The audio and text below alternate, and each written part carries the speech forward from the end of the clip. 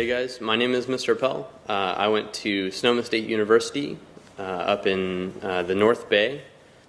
My major was history, and I studied that major for 4 years. After that, I got my teaching credential, did my student teaching, and then I came over to Oakley. One thing that I found that really helped me at school was to get involved with a club. The second thing that I would say to get involved in the school is trying to find a job on campus. On-campus jobs are phenomenal, to say the least. They work around your class schedule. You make friends in all different grade levels. So, you have freshmen in college, and if you get a job, you might be working with even possibly a graduate student or older students. And that just kind of helps you both make friends in different age groups, but also just kind of opens your eyes to different opportunities. And then the job on campus is really awesome as well, just because you're able to connect with other people in different ways as well. If you get involved early on at work in the school campus, you have a possibility of building up work experience, and you have the possibility of moving up and getting paid more as you work through college, which is important because college isn't cheap. I mean, frankly.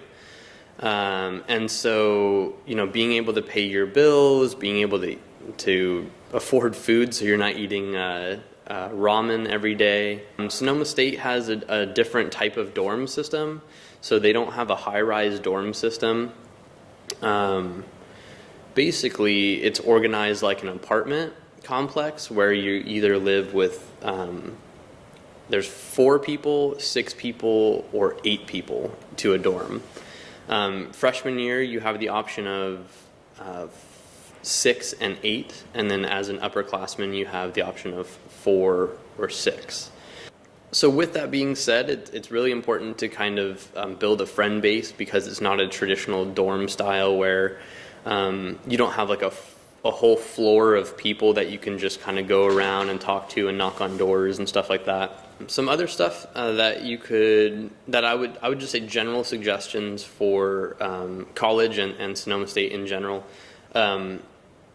Either have a major in mind that you want to be graduating with, or get your GE, which is your general education, out of the way first.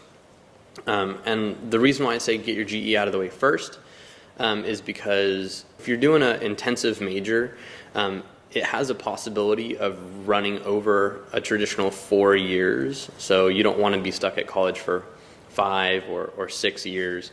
And if you're able to get your GE pattern, general education, out of the way sooner rather than later, you can really focus in on your major.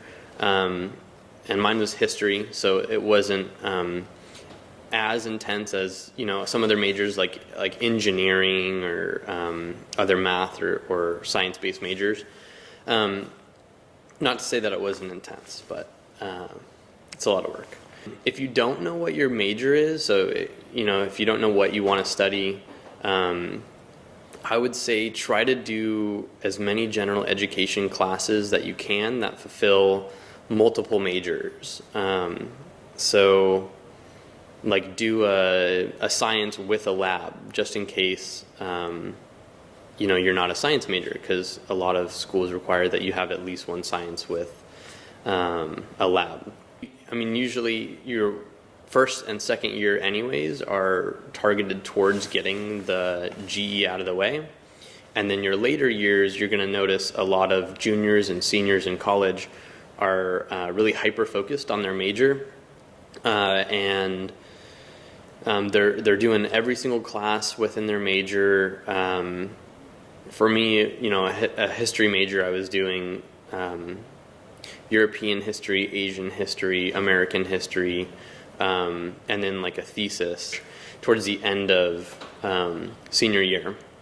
And so as you progress through college, the very end of senior year is going to be very focused on what you're studying as opposed to the very beginning, which is that GE pattern, which I talked about earlier.